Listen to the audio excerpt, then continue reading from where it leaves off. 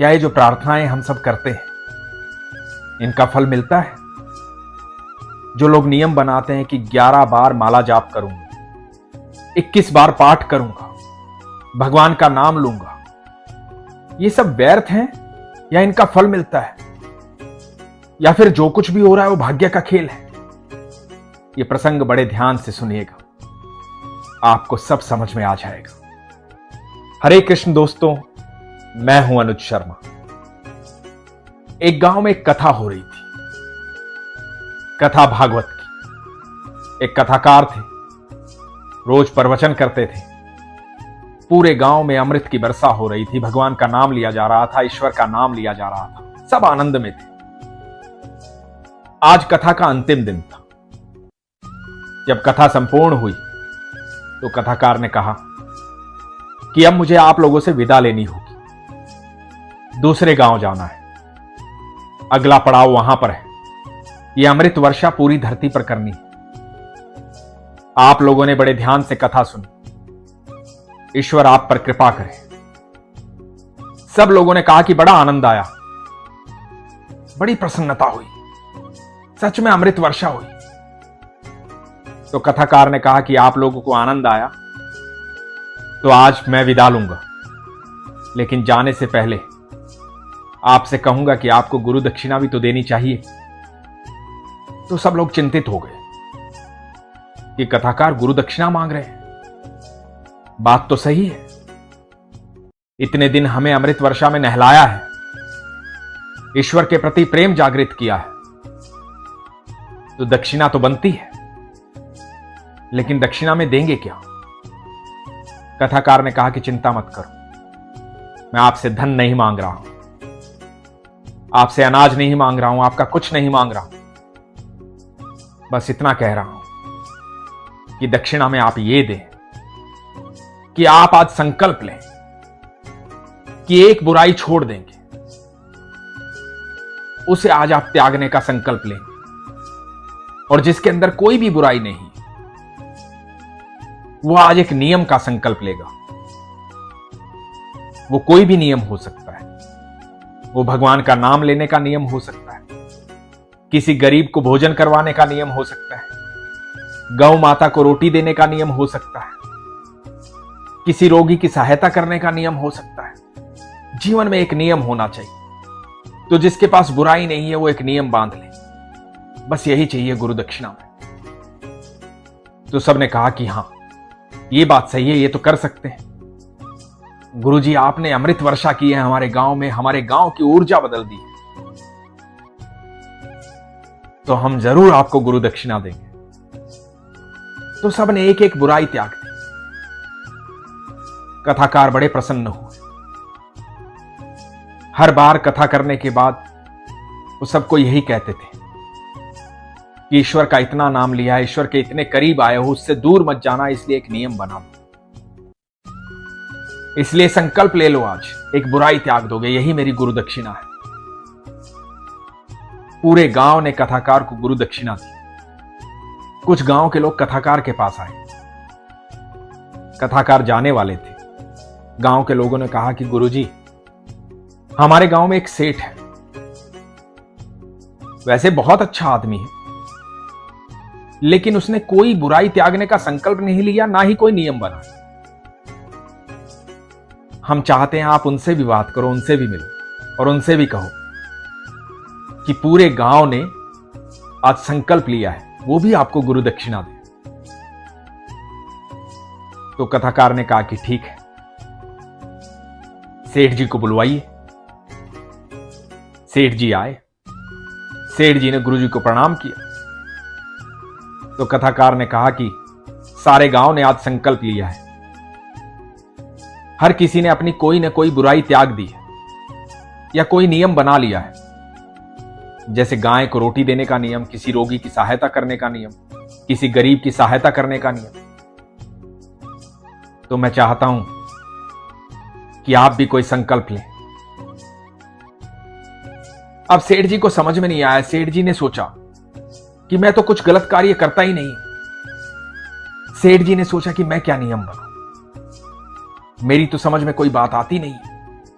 अब ठीक है, कथाकार कह रहे हैं, सारे गांव ने कुछ न कुछ संकल्प लिया है, तो मैं भी ले लेता हूं। और ऐसे ही मजाक मजाक में उन्होंने कह दिया कि मैं जब अपने घर से निकलता हूं तो मेरे घर के सामने एक कुम्हार रहता है। मैं ये नियम बनाऊंगा कि आज के बाद उस कुम्हार का चेहरा देखे बिना मैं जल भी नहीं पीऊंगा। सुबह उठूंगा और सबसे पहले उस कुम्हार का चेहरा देखूंगा, तब जल पीऊंगा। तो कथाकार ने सोचा कि ठीक है, कुछ तो कहा सेठ जी ने।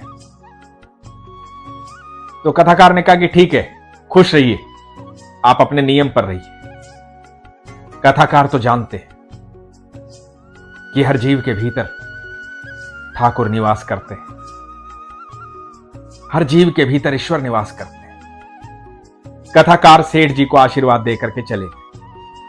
अब सेठ जी ने नियम बना लिया, सुबह उठते थे, सबसे पहले कुम्हार का चेहरा देखते थे। यह बात कुम्हार को नहीं पता थी। चुपचाप किसी बहाने से उसका चेहरा देखते, उसके बाद जल ग्रहण करते। करते करते करते करते 12 साल बीत गए।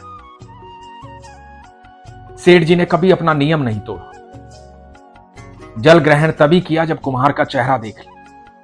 12 साल बीतने के बाद एक बार हुआ ही कि सेठ जी को अपने गांव से बाहर जाना पड़ा और रात्रि को लौट नहीं पाए।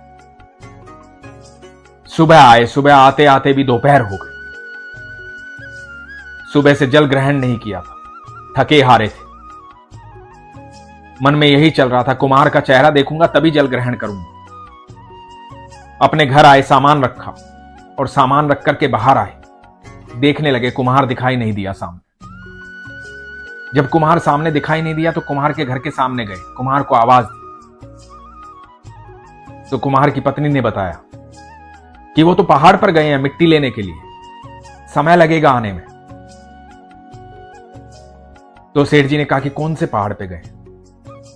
पत्नी ने बताया कि उस पहाड़ पर गए। अब सेठ जी भी उस पहाड़ की तरफ चल पड़े। दौड़े दौड़े उस पहाड़ की तरफ जा रहे थे। पहाड़ के पास पहुंचे, ऊपर चढ़ने वाले थे। ऊपर देखा कि दूर कुम्हार जो है वो मिट्टी खोद रहा है।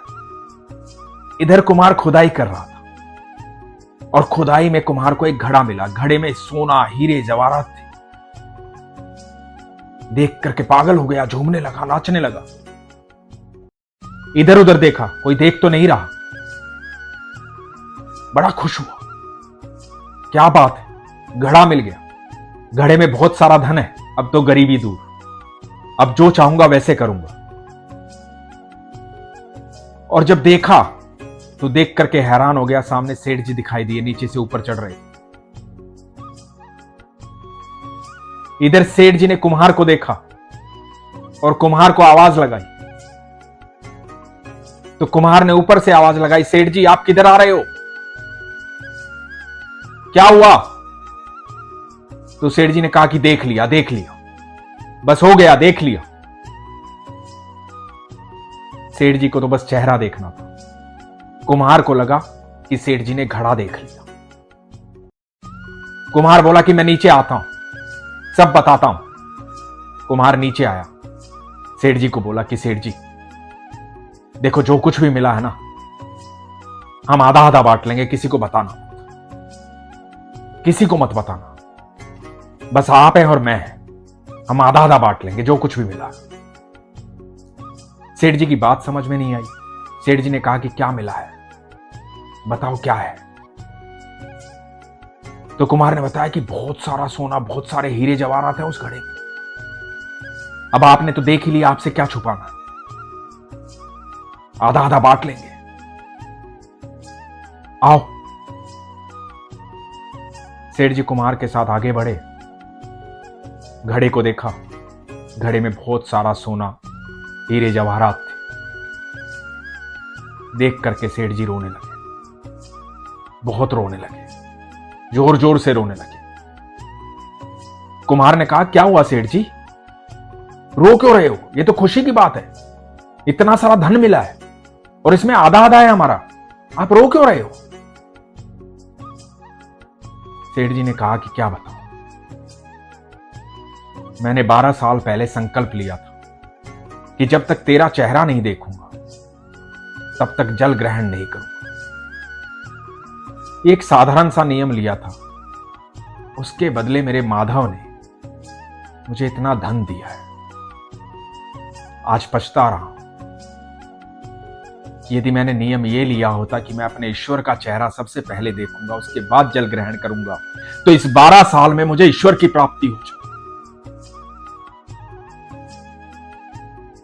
मुझे धन नहीं चाहिए था, धन तो मेरे पास बहुत है। मैंने संकल्प गलत ले लिया और उसके बाद सेठ जी का जीवन बदल गया। सेठ जी ईश्वर की शरण में चले गए। दोस्तों, जब भी हम कोई नियम लेते हैं कि मैं 11 बार माला जाप करूंगा, 21 बार माला जाप करूंगा, 108 बार नाम लूंगा और ईश्वर से प्रार्थना करते हैं कि हे प्रभु इस संकट से बचाना, तो ये मत सोचना कि आपका किया गया माला जाप, आपका किया गया पाठ व्यर्थ है। ठाकुर जी कहते हैं कि जो कुछ भी तुम मुझसे मांगोगे मैं तुम्हें दे दूंगा। तुम अपना पात्र बड़ा करो, मैं तुम्हें सब कुछ दे सकता हूं। ठाकुर जी तो अनंत ब्रह्मांड के मालिक हैं। वो कहते हैं कि तुम अपना पात्र बड़ा करो, तुम कितना मांग सकते हो वो मांग लो, मैं तुम्हें सब कुछ दे दूंगा। लेकिन इससे तुम मुझे नहीं पा पाओगे, और जिस दिन तुम मुझे पालोगे उस दिन समस्त ब्रह्मांड तुम्हारा होगा, अनंत ब्रह्मांड तुम्हारा होगा। ये तो हमारी इच्छा पर निर्भर करता है कि हम पाना क्या चाहते हैं, किस चीज का संकल्प लेते हैं, क्या हमारी इच्छाएं हैं। और यकीन मानना दोस्तों, आप भले ही स्वार्थवश ईश्वर का नाम लो, पर आप लो, एक समय आता है जब आप स्वार्थ से निस्वार्थ हो जाते हो, जब आपकी कोई इच्छा नहीं रहती, कोई इस तरह की भावना नहीं रहती है कि मुझे ये चाहिए, मुझे वो चाहिए। आज आप स्वार्थ में जरूर हैं, लेकिन आने वाला समय आपको निस्वार्थ कर देगा। आप एक बार ईश्वर की शरण में जाकर तो देखिए, आप उसके प्रेम को तो देखिए, आप उसे अनुभव तो कीजिए। और अनुभव करने के लिए सबसे जरूरी चीज क्या है? विश्वास। इसीलिए तो हमेशा मैं कहता हूं, अपने विश्वास को मजबूत रखिए, अपना ख्याल रखिए। हरे कृष्ण।